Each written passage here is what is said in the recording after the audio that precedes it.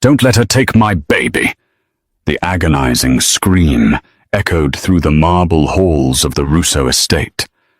Bridget, a plus-size maid who had always been invisible to the elite, clung to the mob boss's knees, sobbing for the infant torn from her arms. Dominic Russo, a man whose name struck terror from Chicago to New York, looked down at the woman who had secretly captured his heart. He drew his weapon, his eyes cold and lethal. "Nobody touches my son," he vowed. High on Tot Hill, overlooking the sprawling, gritty expanse of Staten Island, the Russo estate stood as a fortress of unimaginable wealth and deeply buried secrets. It was a world of imported Italian marble, baccarat chandeliers, and ruthlessness masked by tailored Brioni suits. In this world, Bridget Collins was supposed to be a ghost. At 240 pounds, with soft, generous curves and a quiet demeanor, Bridget had spent her entire 22 years apologizing for taking up space.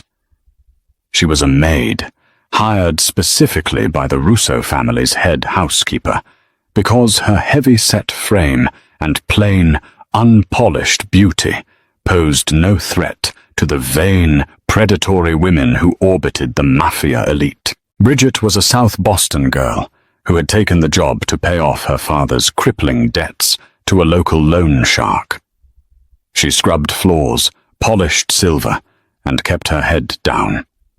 To the cartel bosses and their razor-thin, designer-clad wives, Bridget was merely part of the furniture. They mocked her when they thought she couldn't hear, whispering cruel jokes about the fat girl in the oversized uniform. But Bridget endured it, swallowing her tears, dreaming of the day her father's ledger would be wiped clean, and she could escape back to a quiet life. But everything changed on a freezing night in late October. Dominic Russo, the 34-year-old undisputed head of the Camorra syndicate in New York, was not a man who showed weakness. Feared for his icy demeanor and tactical brilliance, Dominic ruled his empire with an iron fist. But that night, an ambush outside Rao's restaurant in East Harlem had gone catastrophically wrong. Dominic managed to stagger through the back entrance of his estate, bypassing his security detail to avoid showing vulnerability to his soldiers. He collapsed in his private study, a bullet lodged deep in his shoulder. Bridget had been up late, quietly dusting the massive mahogany bookshelves. When the Don crashed to the floor, bleeding onto the Persian rug, she didn't scream. Her survival instincts kicked in. While the rest of the mansion slept, the quiet, plus-size maid grabbed her first aid kit, a bottle of aged scotch and towels. She knelt beside the most dangerous man on the East Coast, her soft, trembling hands working with surprising efficiency to clean the wound and stem the bleeding. Dominic, hazy with pain, looked up at her.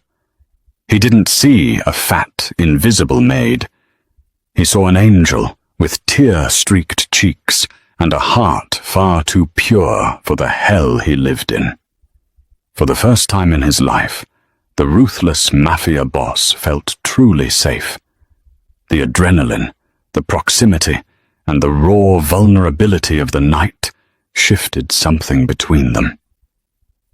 When Dominic reached up with his uninjured arm and pulled her down to him, Bridget didn't pull away. In the quiet darkness of the study, he worshipped the very body she had spent her life hiding. He traced the soft swells of her hips and stomach, whispering gruff, fiercely tender praises against her skin, making her feel beautiful, desired, and deeply cherished. It was a single night of forbidden passion, a secret locked away the moment the sun rose. Bridget returned to her quarters, terrified of what she had done, while Dominic retreated behind his walls of ice, heavily guarded as a brutal turf war consumed his days. 2 months later, the morning sickness began. Bridget's heart shattered when the plastic stick showed 2 pink lines. A baby. She was carrying the heir to the Russo Empire. Panic consumed her. In the Mafia, illegitimate children were liabilities, and the women who carried them were often erased. Desperate, she packed her meager belongings into a single duffel bag, planning to flee to a secluded town in Maine. She made it as far as the estate's back gates before 2 massive suited enforcers stepped out of the shadows, blocking her path. They brought her directly to Dominic. When Bridget stood trembling in his office, she expected a bullet. She confessed, sobbing, bracing herself for the end. Instead, Dominic's cold eyes softened.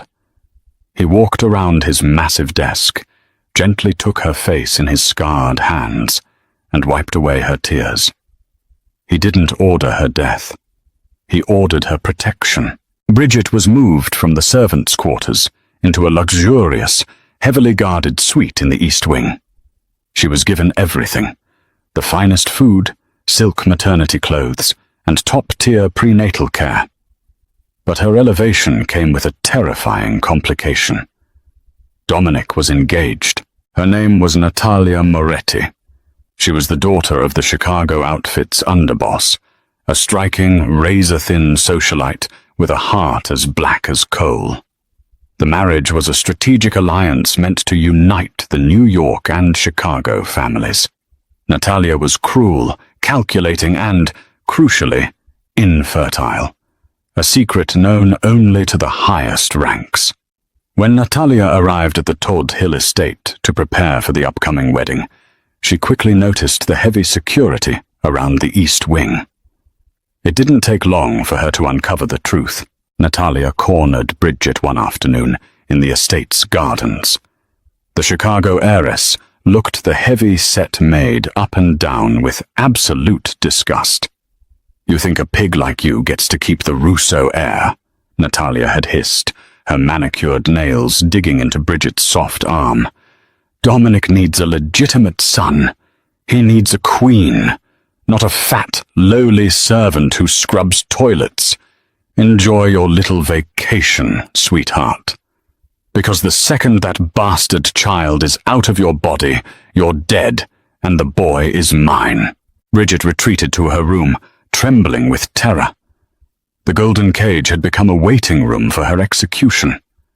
Dominic swore he would protect her, but in a world governed by blood, alliances, and deception, Bridget knew that a whispered promise in the dark could easily be drowned out by the roar of Mafia politics. She touched her growing belly, a fierce, primal maternal instinct rising over her lifelong timidity. She was no longer just the fat maid from Southie. She was a mother, and she would fight the devil herself to keep her child. The birth happened on the stormy Tuesday in April, cloaked in absolute secrecy. Dominic had arranged for an entire wing of Lenox Hill Hospital to be cleared out, staffed only by doctors on his payroll. When the first cries of baby Luca pierced the sterile air, Dominic Russo, a man who had watched empires fall and men bleed out without blinking, dropped to his knees beside Bridget's bed and wept. Luca was perfect. He had a tuft of dark hair and Dominic's piercing eyes, but he had Bridget's soft, gentle mouth. As Bridget held her son against her chest, her exhausted, sweat-dampened face glowing with maternal triumph, Dominic leaned down and kissed her forehead. "He's beautiful," Dominic murmured, his voice thick with emotion, just like his mother. But the bubble of peace was tragically short-lived. Returning to the Todd Hill estate meant returning to the viper's nest. Bridget was confined entirely to the nursery in the East Wing, her days spent rocking Luca and staring out the reinforced windows, dreading the sound of approaching footsteps. Dominic had doubled her guards, stationing his 2 most loyal men outside her door. But Bridget could feel the oppressive, venomous presence of Natalia Moretti seeping through the walls. Natalia's wedding to Dominic was only weeks away. The alliance with Chicago was critical. A rival faction was making aggressive moves on the docks, and the Russo family needed the outfit's muscle to survive. Natalia knew Dominic's hands were tied by duty. She also knew that a Mafia boss without a legitimate heir was vulnerable. She had already begun planting seeds of doubt among the capos, subtly suggesting that the Don was distracted by a pathetic obsession with a morbidly obese servant, making him look weak. Natalia's endgame was simple and ruthless. Wait until the wedding, formally adopt the boy as her own, to solidify her status as the untouchable Mafia matriarch, and have Bridget quietly disposed of in the Pine Barrens of New Jersey. A tragic accident, they would say. Postpartum depression leading to a fatal overdose. The opportunity presented itself far sooner than Natalia anticipated. In late May, an emergency sit-down was called at the Borgata in Atlantic City. The heads of the 5 families demanded Dominic's presence to mediate a brutal dispute over union contracts. It was a summit Dominic could not refuse, nor could he postpone. Before leaving, he held Bridget tightly, his forehead resting against hers. "Lock the doors. Do not let anyone in but my 2 men. I will be back in 48 hours, he commanded, his eyes filled with a desperate anxiety that terrified her. The moment Dominic's armored Cadillac Escalade disappeared down the winding driveway, the atmosphere in the mansion shifted. The silence became predatory. It was 2 a.m. on the second night of Dominic's absence when Bridget awoke to a chilling sound. A heavy, muted thud echoed from the hallway outside the nursery. Then another. Bridget's blood ran cold. She scrambled out of bed, her large frame moving with surprising speed as she rushed to the heavy oak door. She pressed her ear against the wood. Silence. Not even the quiet murmurs of Dominic's loyal guards. Suddenly, the lock clicked. The door flew open, hitting the wall with a deafening crack. Natalia stepped into the dimly lit nursery, flanked by 3 massive, unfamiliar men, wearing dark suits and leather gloves, Chicago enforcers. Natalia was dressed in a pristine white silk robe, a vicious, triumphant smile twisting her beautiful face. "Time's up, piggy," Natalia purred, her eyes darting to the crib where little Luca was sleeping peacefully. "Get out!" Bridget screamed, backing up and putting her heavy body directly between the men and the crib. "Dominic will kill you. He'll kill all of you." Natalia laughed, a sharp, grating sound. "Dominic is in Atlantic City. By the time he gets back, my men will have dumped your oversized carcass in a landfill, and little Luca here will be safe in his new mother's arms. I'm doing the family a favor. A future Don can't have a fat, disgusting maid for a mother. He needs royalty. Take another step and I'll tear your throat out," Bridget snarled. The timid, apologetic girl was gone. In her place was a mother backed into a corner. She grabbed a heavy brass lamp from the changing table, gripping it like a club. Natalia rolled her eyes. "Grab the baby. Handle the cow." 2 of the enforcers lunged forward. Bridget swung the heavy lamp with all her might, smashing it into the jaw of the first man. He grunted, stumbling back, but the second man tackled her. Bridget's size, which had always been a source of shame, became her greatest weapon. She threw her 240 pounds into the attacker, slamming him against the wall and clawing frantically at his face. She fought like a wild animal, fueled by sheer adrenaline and absolute terror. But she was outnumbered. The first man recovered and struck her hard across the back of the head with the butt of his pistol. Bridget crumpled to the floor, her vision exploding into white-hot sparks. Pain radiated through her skull, draining the strength from her limbs. Through blurred, tear-filled eyes, she saw Natalia walk gracefully to the crib. The heiress reached in and lifted the suddenly crying infant. Luca wailed, sensing the cold, foreign hands holding him. "No, please," Bridget choked out, crawling agonizingly across the carpet, her fingers reaching out. "Don't let her take my baby. Please, God, no." Natalia looked down at her with pure disdain. "Finish her," she commanded the enforcer, aiming his gun at Bridget's head. Bridget squeezed her eyes shut, sobbing helplessly as she waited for the fatal shot, her heart breaking not for herself, but for her son, who would be raised by a monster. "Don't let her take my baby," Bridget cried out one last time, an agonizing scream that echoed through the marble halls. Suddenly, a deafening gunshot shattered the nursery window, but it hadn't come from the enforcer. The man standing over Bridget dropped dead, a bullet hole perfectly centered in his forehead. The heavy oak doors of the nursery were kicked entirely off their hinges. Dominic Russo stood in the doorway, drenched in rain, chest heaving, a silenced assault rifle gripped in his hands.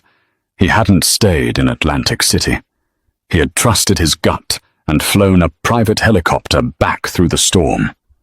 His eyes, usually cold and calculating, were blazing with a demonic, unhinged fury. Natalia froze, the baby clutched awkwardly in her arms. The remaining 2 Chicago enforcers reached for their weapons, but Dominic fired twice in rapid succession. Both men dropped to the floor, lifeless. Dominic stepped over the bodies, his gaze locked onto Natalia. He lowered the rifle and drew his handgun, leveling it directly at the heiress's face. "Dominic, darling, listen," Natalia stammered, her arrogant facade crumbling into absolute panic. "Nobody touches my son," Dominic vowed, his voice a low, lethal growl that seemed to vibrate the very floorboards. He stepped forward, the gun unwavering. "And nobody touches the woman I love." The heavy silence in the nursery was deafening, broken only by the rhythmic drumming of rain against the shattered window panes and the frantic, gasping cries of baby Luca. Dominic Russo stood like a statue of vengeance, his tailored suit completely soaked, his dark hair plastered against his forehead. The gun in his hand did not waver a single millimeter from Natalia Moretti's pristine, terrified face. The heiress, who had walked into the room radiating the untouchable arrogance of Chicago royalty, now trembled so violently that her silk robe fluttered around her dangerously thin frame. "Dominic, you don't understand," Natalia stammered, her voice pitching into a shrill, desperate whine. She held the wailing infant awkwardly, holding him out like a human shield. "She attacked my men. This fat pig was going to hurt the baby. I was protecting your heir." "Shut your mouth," Dominic commanded, his voice barely above a whisper, yet it carried the terrifying weight of a death sentence. "Hand me my son, slowly.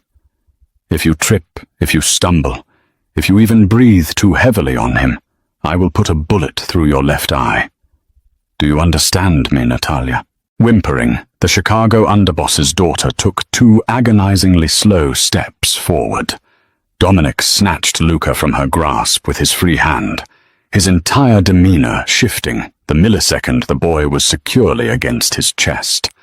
The lethal, cold-blooded Don vanished, replaced instantly by a fiercely protective father. He turned his gaze to the floor, where Bridget lay battered and gasping for air. Dominic holstered his weapon and dropped to his knees beside the heavy-set maid. He cradled Luca in one arm and used the other to gently lift Bridget's head.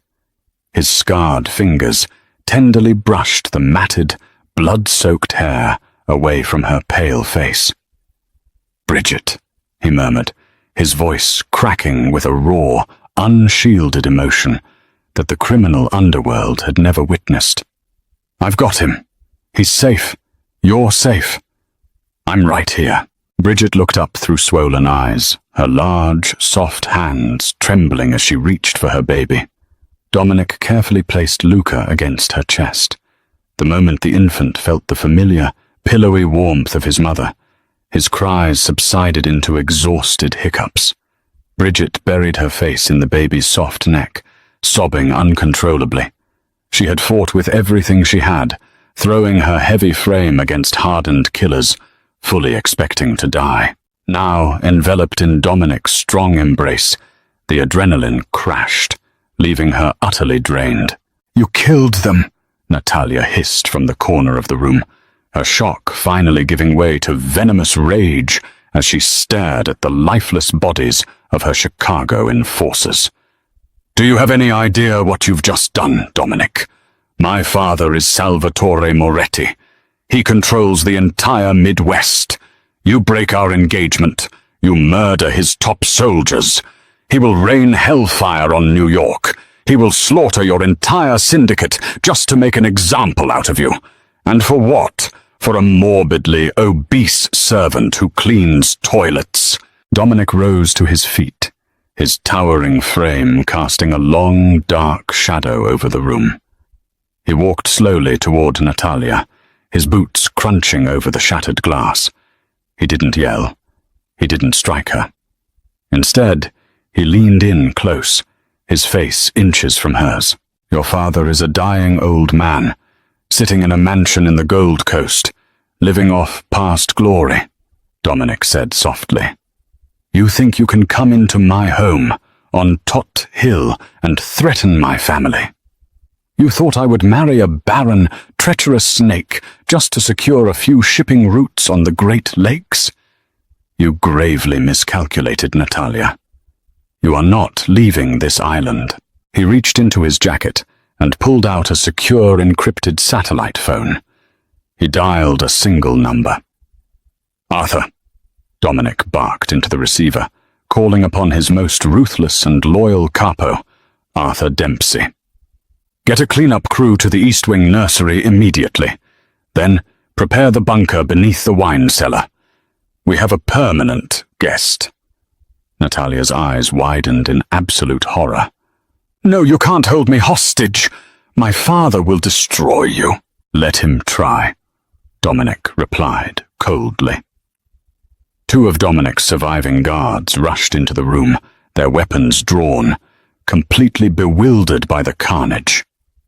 "Take her downstairs," Dominic ordered, gesturing to the screaming heiress. "Strip her of her phones, her jewelry, everything. Lock her in the vault. If she screams, gag her." As the guards dragged a kicking, hysterical Natalia out of the nursery, Dominic turned back to Bridget. He knelt beside her again, wrapping his arms around her fluid, soft waist, pulling both her and the baby into his lap. He didn't care about the blood soaking into his expensive suit. He didn't care about the impending Mafia war that would undoubtedly tear the East Coast apart. All he cared about was the woman shivering in his arms. "You came back," Bridget whispered, her voice hoarse, her tears soaking into his collar. "You were supposed to be at the Borgata. You were supposed to be making peace with the 5 families." "There is no peace without you, Bridget," Dominic said fiercely, kissing her bruised cheek. "I sat in that boardroom in Atlantic City, surrounded by the most powerful men in the country, and all I could think about was you. I knew Natalia was making a move. I felt it in my gut. I left the summit, commandeered a chopper from Teterboro Airport, and flew through a lightning storm, because the only empire I give a damn about is sitting right here in my arms." Bridget looked into his dark, intense eyes, her heart pounding against her ribs. "They will never accept me, Dominic. The Commission, your capos, the other families. I am a maid from Southie. I'm fat, I'm plain, I have no pedigree. They will view me as a weakness. They will use me to tear you down." Dominic cupped her face, his thumbs tracing the soft curves of her jawline. "Listen to me carefully," he vowed, his voice ringing with absolute certainty. "You are not plain. You are the most beautiful, courageous woman I have ever known. You threw yourself in front of a bullet for our son tonight. You fought like a lioness. The men in my world respect one thing above all else: loyalty and strength. You have more of both in your little finger than Natalia Moretti has in her entire hollow soul. Let them whisper. Let them start a war. By the time I am finished, every boss from New York to Chicago will bow their heads when they speak your name. You are not a maid anymore, Bridget. You are going to be my wife." The heavy oak table at the back of the social club in Bensonhurst, Brooklyn, was clouded with thick cigar smoke and the suffocating tension of impending doom. It had been exactly 4 days since the bloodbath in the Tot Hill nursery. The news of Dominic Russo's broken engagement and the absolute disappearance of Natalia Moretti had sent shockwaves through the American underworld. In Chicago, Salvatore Moretti had completely lost his mind. The aging, ruthless don of the outfit had immediately grounded all commercial flights out of O'Hare for his top lieutenants, chartering private jets to move heavily armed hit squads into the tri-state area. Dominic's empire was on high alert. The Russo estate had been transformed into a militarized fortress. Armed sentries patrolled the perimeter with attack dogs. The iron gates were reinforced with concrete barricades, and sniper teams were positioned on the mansion's roof. Inside, Bridget was kept under constant surveillance, moved from the compromised nursery to the master suite in the heavily armored West Wing. But a fortress is only as strong as the men guarding it. Arthur Dempsey, Dominic's trusted capo, and a man who had sworn a blood oath to the Russo family, was pacing nervously in the alleyway behind a butcher shop in Little Italy. Arthur had always been a pragmatist. He looked at the situation objectively. Dominic had lost his mind over a plus-size servant girl. To Arthur, starting a multi-billion-dollar syndicate war over a woman who used to scrub the estate's baseboards was not just bad business. It was a death sentence for them all.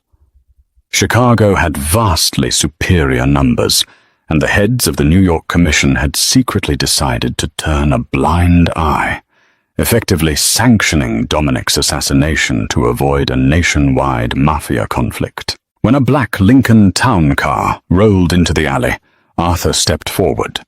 The window rolled down, revealing the cold, dead eyes of Gianni, Chicago's most prolific and terrifying hitman. Gianni handed Arthur a thick manila envelope containing $2 million in untraceable bearer bonds. "Is the back gate schedule handled?" Gianni asked, his voice like grinding stones. "Shift change is at exactly 3 a.m., Arthur replied, his hands shaking slightly as he took the envelope. "The security cameras on the north perimeter will experience a technical glitch for a 5-minute window. That's your entry point. The Don is sleeping in the West Wing master suite. The girl and the baby are with him. Do it quietly. I want the syndicate intact when I take over tomorrow morning." Gianni simply nodded and rolled up the window. The betrayal was sealed. At 3 a.m., a brutal, freezing rain washed over Staten Island. Inside the master suite, Bridget lay awake, staring at the ornate ceiling. Luca was sleeping in a bassinet beside the massive king-sized bed. Dominic was asleep beside her, his arm draped heavily over her generous waist, his pistol resting on the nightstand within inches of his hand. Even in sleep, he guarded her. Bridget gently stroked his dark hair, marveling at the terrifying, beautiful reality of her life. She was no longer hiding in the shadows. She was the heart of the Russo family. But the quiet peace was shattered by the faint, muffled sound of a suppressed gunshot from the courtyard below. Dominic's eyes snapped open. He was instantly awake, operating on pure, lethal instinct. He grabbed the pistol from the nightstand, rolling off the bed and pulling Bridget to the floor in one fluid motion. "Stay low," he whispered, his eyes scanning the darkness. Before Bridget could process the panic, the heavy oak doors of the master suite were blown off their hinges by a concussive breaching charge. The room filled with blinding smoke and the deafening roar of automatic gunfire. Dominic returned fire instantly, his bullets finding the shadows in the doorway. 2 of the Chicago hitmen dropped, but more were pouring into the hallway. "The panic room! Now!" Dominic roared over the gunfire, shoving Bridget toward the concealed reinforced steel door behind the walk-in closet. Bridget grabbed Luca from the bassinet, shielding the crying infant with her large, soft body as she scrambled across the floor. She hit the biometric scanner, and the heavy steel door slid open. She threw herself inside, turning back to see Dominic pinned down behind a marble pillar, wildly outgunned by Gianni and 4 other heavily armed assassins. "Dominic!" Bridget screamed, her heart tearing in half. "Close the door, Bridget! Keep him safe!" Dominic yelled, slapping a fresh magazine into his weapon and laying down a blanket of suppressing fire. The heavy steel door slid shut with a finalized, terrifying thud, locking Bridget and the baby in a perfectly soundproof, concrete-lined cube. The security monitors flickered to life on the wall, showing the horrifying reality of the situation. The entire estate had been breached. Arthur's betrayal had allowed dozens of Chicago soldiers inside. Dominic was fighting like a demon, but he was trapped in the hallway, slowly being surrounded. Bridget stared at the monitors, panic threatening to consume her. She was supposed to stay in the panic room and wait for the police or loyal reinforcements. That was the protocol. But as she watched the screens, she realized that Dominic was going to die. Chicago had cut the power to the main communications array. Help was not coming. She looked down at her sleeping son, then at her own trembling hands. She remembered Natalia's cruel words, "A morbidly obese servant who cleans toilets." "I am not just a maid," Bridget thought, a fierce, protective rage igniting in her chest. "I know this house better than anyone." For 2 years, Bridget had cleaned every inch of the massive, historic Todd Hill estate. She knew its secrets. Built in the 1920s during Prohibition by a wealthy bootlegger, the mansion was riddled with hidden servant corridors, narrow, unmapped passageways designed so the staff could move unseen. There was an access hatch to one of these corridors, located right behind the ventilation grate in the panic room. Bridget set Luca down in a secure, padded lockbox designed for infants. She kissed his forehead. "Mummy's going to save Daddy," she whispered. Using a heavy wrench from the emergency toolkit, Bridget unscrewed the ventilation grate. The space was tight, claustrophobic, and entirely pitch black. For a woman of her size, squeezing into the hidden servant passage was agonizing. The rough stone scraped against her arms and hips, tearing her silk nightgown and bruising her soft skin. But she didn't care. She pushed forward with primal desperation, navigating the dusty, forgotten tunnels by memory alone. She crawled through the darkness, following the muffled sounds of gunfire echoing through the walls. She knew exactly where the tunnel exited, a hidden panel directly behind the grand staircase on the 2nd floor, perfectly flanking the hallway where Gianni's men had Dominic pinned down. Bridget reached the panel. She took a deep breath, her heart pounding like a war drum. She wasn't a trained killer. She was a mother from South Boston.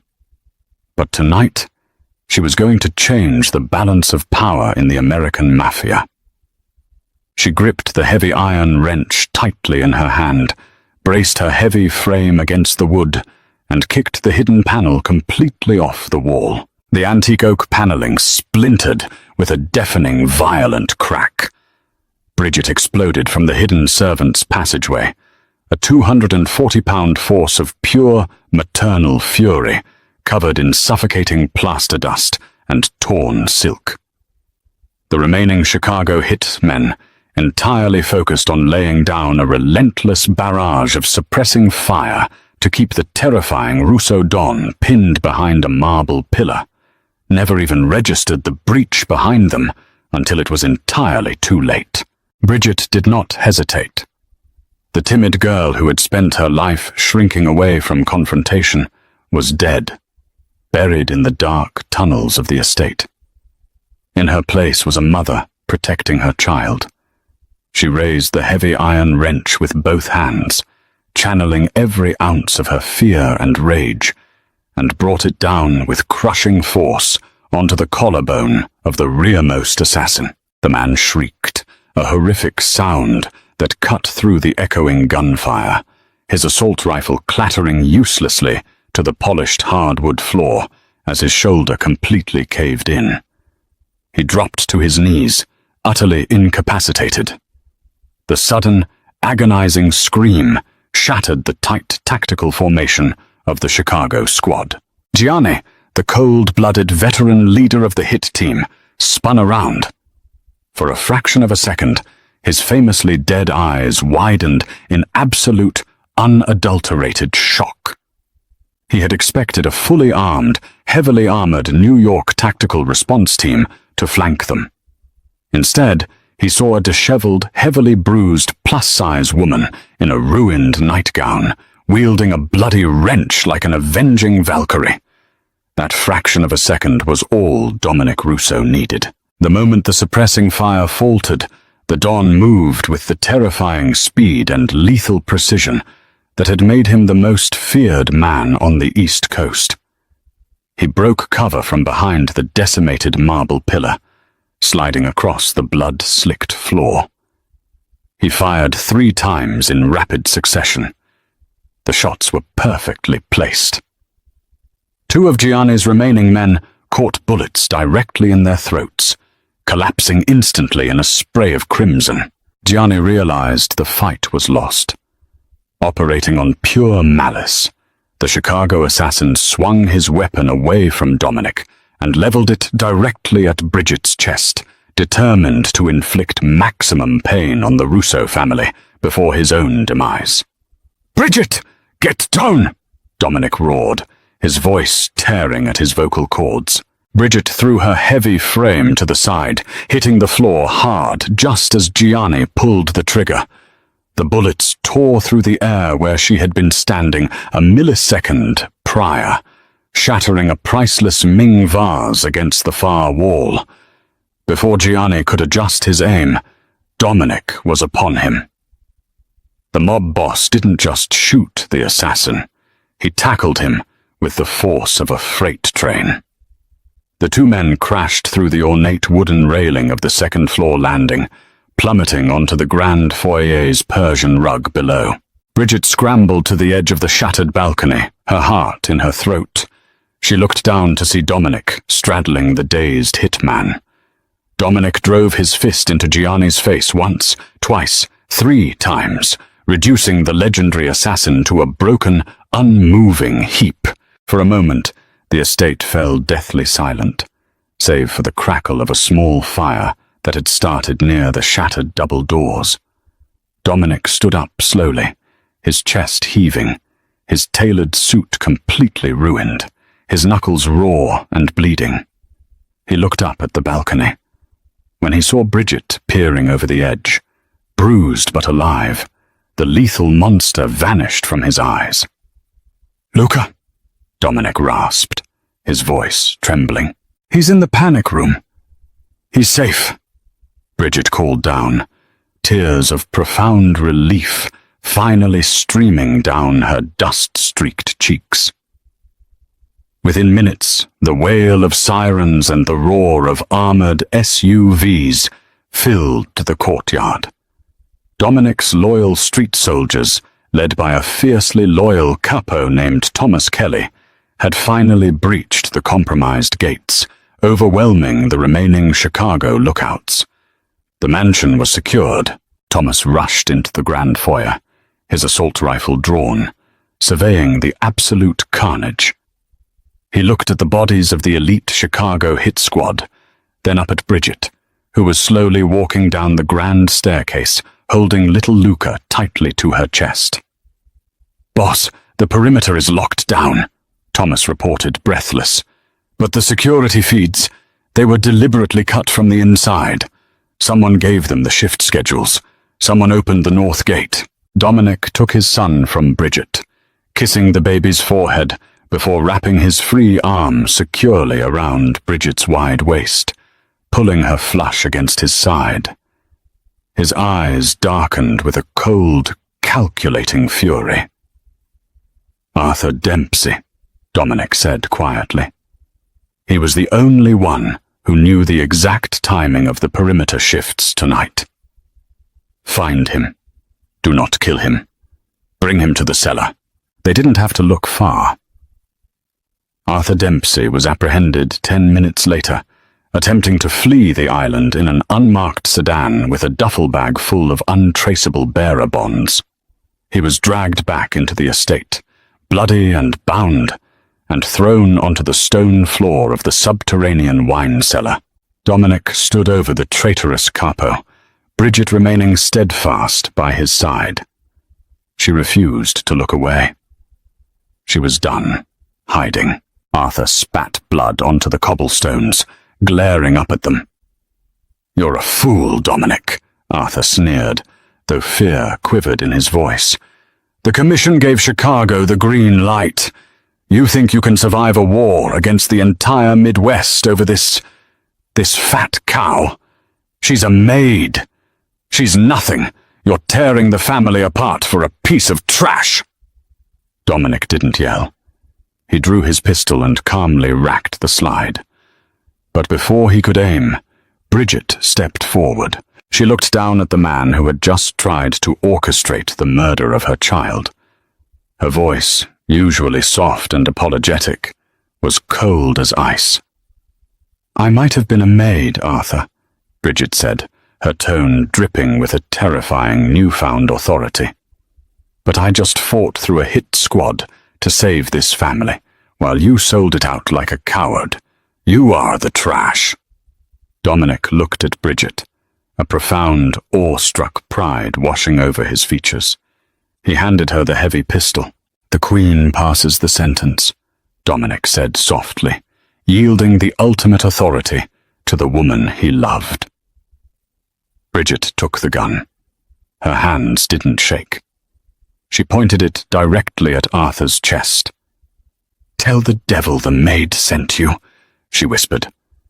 The gunshot echoed endlessly through the dark cellar, sealing Bridget's absolute transformation from a frightened servant into the undeniable matriarch of the Russo Empire. The acrid scent of cordite lingered in the air 3 hours after the assault, mingling with the smell of strong black coffee brewing in the mansion's fortified war room. The Todd Hill estate had survived the night, but the war was far from over. By dawn, the bodies of the Chicago hitmen had been discreetly disposed of, but the political fallout was a ticking time bomb. Salvatore Moretti, the ruthless don of the Chicago outfit, would soon realize his elite squad had failed. Dominic sat at the head of the massive mahogany conference table, his loyal capo Thomas Kelly and his top lieutenants flanking him. Bridget sat directly at Dominic's right hand. Nobody questioned her presence.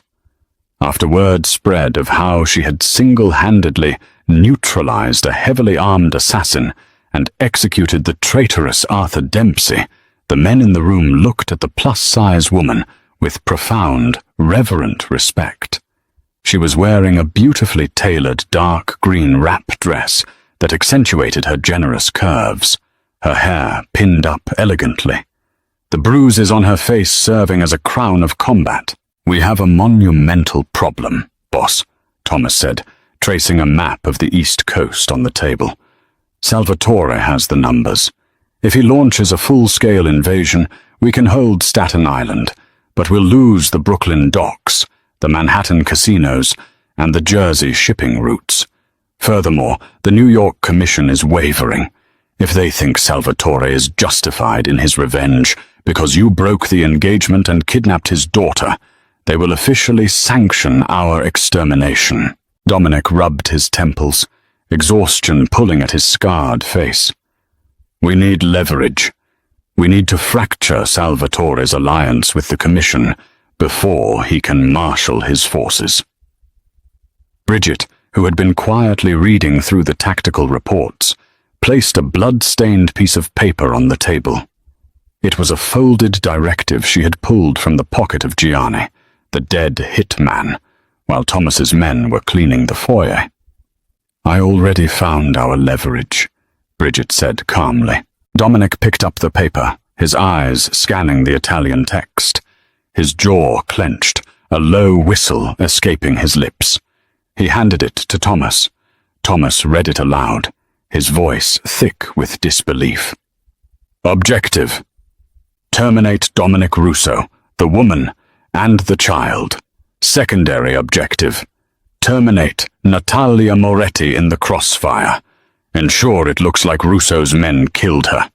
Use her death to unify the Midwest and force the New York Commission's hand.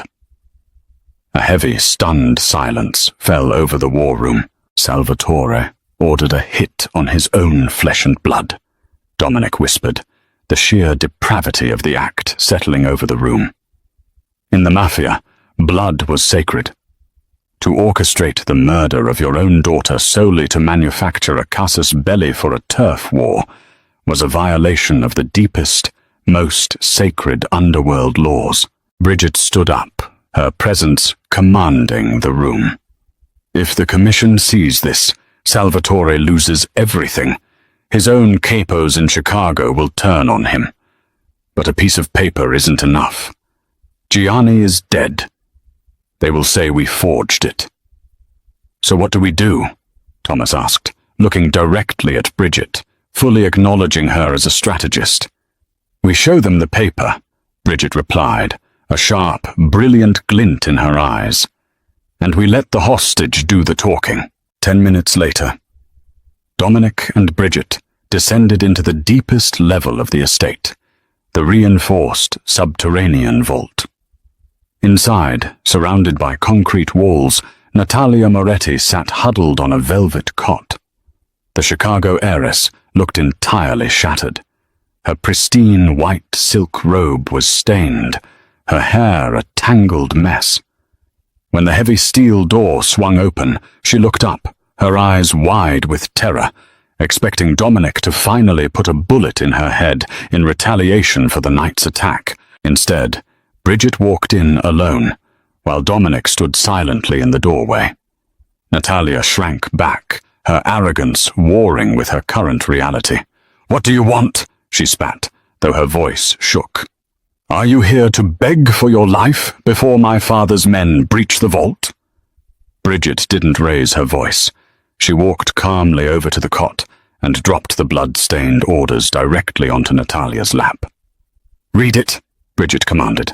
Natalia's trembling hands picked up the paper.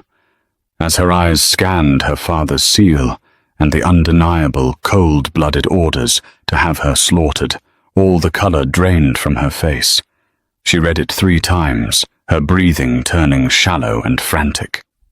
"No," she gasped, tears spilling over her mascara-stained cheeks. "No, this is a forgery. My father wouldn't. He needs me to be the Queen of New York." "Your father doesn't want you to be a queen, Natalia. He wants you to be a martyr," Bridget said, offering only cold, hard truth. "He sent Gianni. You know Gianni's reputation. He leaves no witnesses. You were collateral damage in a land grab for the Brooklyn docks." Natalia dropped the paper, burying her face in her hands as a guttural, heartbroken sob ripped from her throat. The untouchable, cruel socialite was broken, realizing she had been nothing but a pawn. Bridget sat down on the edge of the cot. She offered a lifeline. You have a choice. You can stay loyal to a man who just tried to put a bullet in your head. Or you can walk upstairs, sit in front of a camera, and read those orders aloud to the New York Commission and your father's capos. You tell them the truth. Natalia looked up, her eyes red and feral. If I do this, he's a dead man. Chicago will eat him alive. And you get to live, Dominic interjected, stepping into the light. You help us end this war before it starts, and I will personally guarantee your safe passage to Europe with enough money to disappear forever. Natalia looked between the terrifying New York Don and the plus-size former maid who had completely usurped her throne. She realized Bridget was a brilliant tactician who held all the cards. Give me the camera, Natalia whispered venomously. I want to watch his empire burn. A few hours later, a secure encrypted video file was broadcast to the heads of the 5 families and the Chicago outfit. It featured Natalia Moretti, looking broken but utterly furious, holding the assassination orders and detailing her father's treacherous plot to slaughter his own daughter for profit. The fallout was instantaneous and catastrophic. Within 12 hours, the New York Commission unanimously revoked Chicago's operating rights in the East. Worse, Salvatore's own underbosses, disgusted by the flagrant violation of Mafia code, staged a bloody coup. Salvatore Moretti was found dead in his study, effectively ending the war before a single Chicago boot could march on New York soil. That evening, the Todd Hill estate was quiet. The broken glass had been swept away, the barricades slightly lowered. Bridget stood on the balcony of the master suite. Looking out over the glittering skyline of the city, she now quietly co-ruled. She felt strong arms wrap securely around her soft waist from behind, pulling her back into a broad, solid chest. Dominic kissed the crook of her neck, inhaling her scent. The commission formally recognized my new consigliere today, he murmured softly against her skin. They were surprisingly eager to accept my terms after you orchestrated the fall of the Midwest. Bridget leaned back against him, a soft, confident smile touching her lips. I told you, Dominic. I clean up messes. It's what I do best. 6 months later, the biting winds of November swept through the streets of Manhattan. But inside the legendary private wine cellar of Il Mulino in Greenwich Village, the atmosphere was suffocatingly hot. The exclusive subterranean room, famously reserved for the city's untouchable elite, was packed with the remaining heads of the New York Commission. They had gathered for the most critical sit-down of the decade. The Russo family had emerged from the brief, bloody conflict with Chicago, stronger and wealthier than ever, effectively absorbing the Midwest's shipping routes. But power in the Mafia was a fragile illusion, and the old-school capos were uneasy. Dominic Russo sat at the head of the heavy mahogany table, immaculate in a charcoal Tom Ford suit. But it was the woman sitting at his right hand who commanded the room's undivided, albeit skeptical, attention. Bridget Collins was no longer a ghost. She wore a custom-tailored, deep burgundy suit that perfectly hugged her heavy, generous curves. Her thick hair was styled in sleek, cascading waves, and a flawless 2-carat diamond rested on her finger. She had fully embraced her 240-pound frame, radiating a quiet, dangerous confidence that unsettled the hardened criminals surrounding her. Carmine Falco, the aging, notoriously traditional boss of the Genovese faction, leaned forward, his eyes narrowing. He lit a thick Cuban cigar, exhaling the smoke deliberately toward Bridget.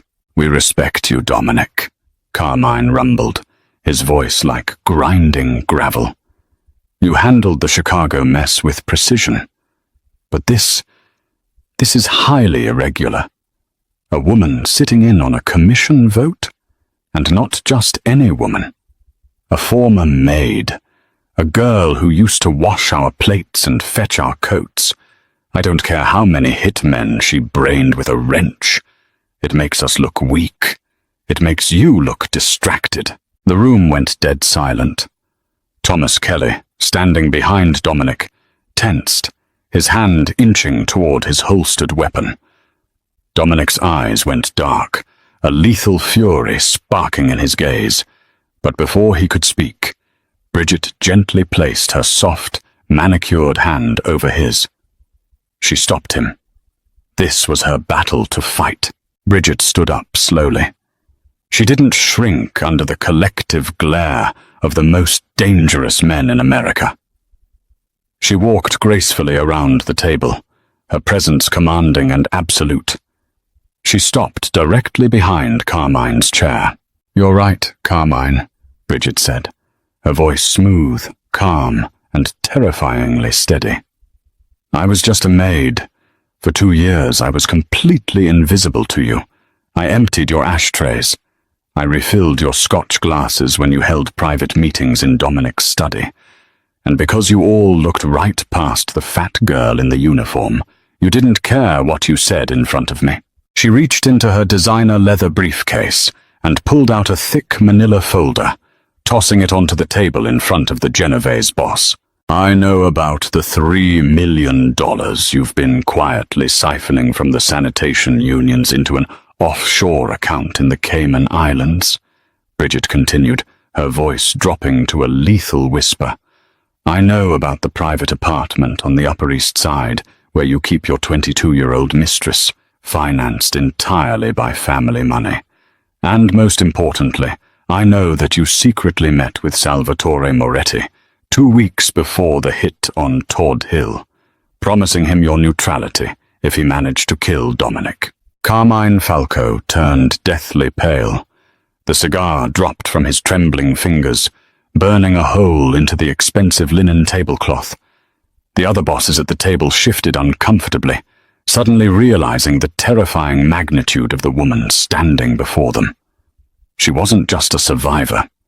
She was an apex predator who had weaponized her former invisibility.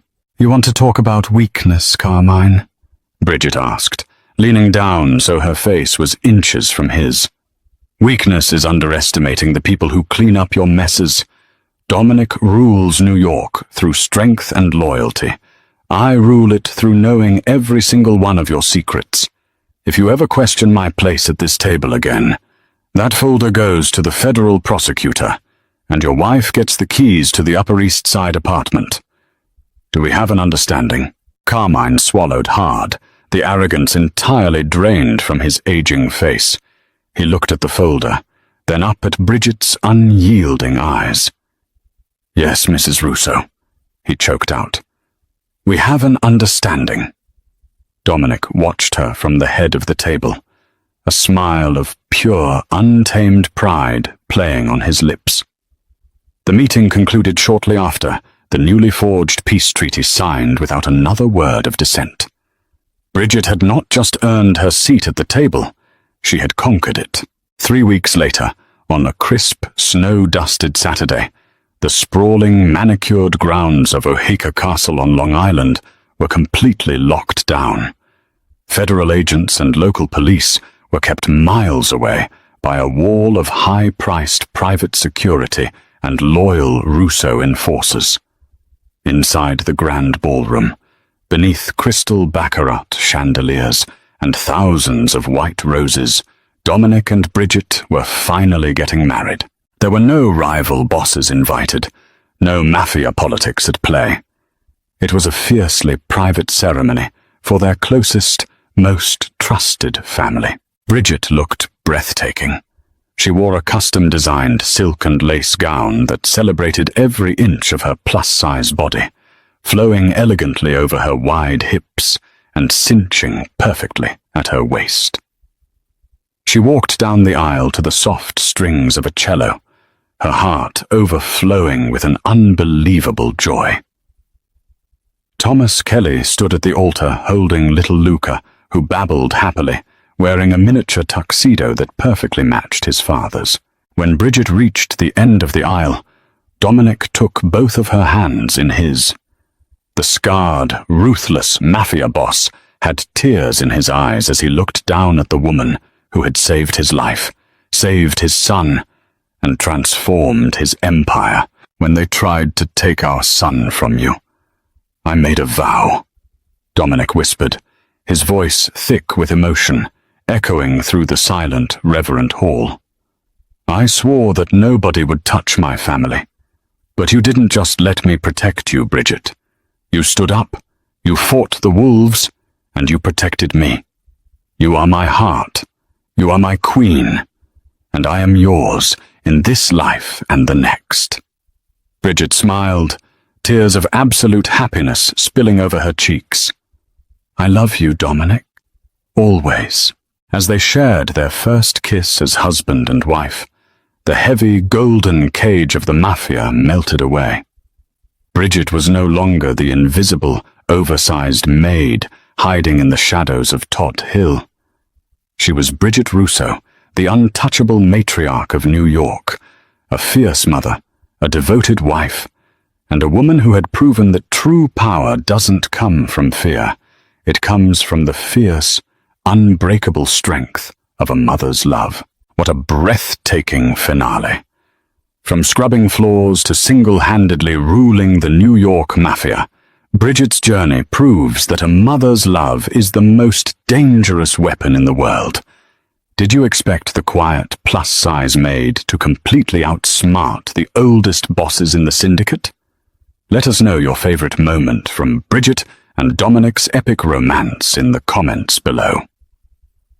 If you loved this thrilling story of loyalty, betrayal, and fierce Mafia drama, please hit that like button, share this video with your friends, and subscribe to our channel